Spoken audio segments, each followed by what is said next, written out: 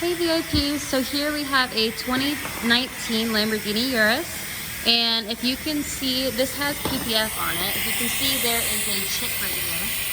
And so what we're doing is we are removing the film, and then we'll be replacing it. So you can see right here, he's removing it. And then once he gets to this chip, it won't actually be in the paint, which is the whole point of getting it on the car. Coming up there, but it's not actually messing up the paint. Sure, it's not. It's just glue. Just glue that on, right? Mhm. Yep. Take that off. See, there is no chip in the actual paint itself.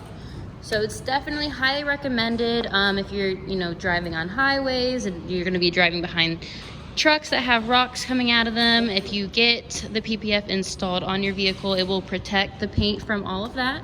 As you can just see, when it is removed, it doesn't actually leave anything on the paint itself. So we're going to get this all removed and then put it back on to go back to protecting the customer's paint.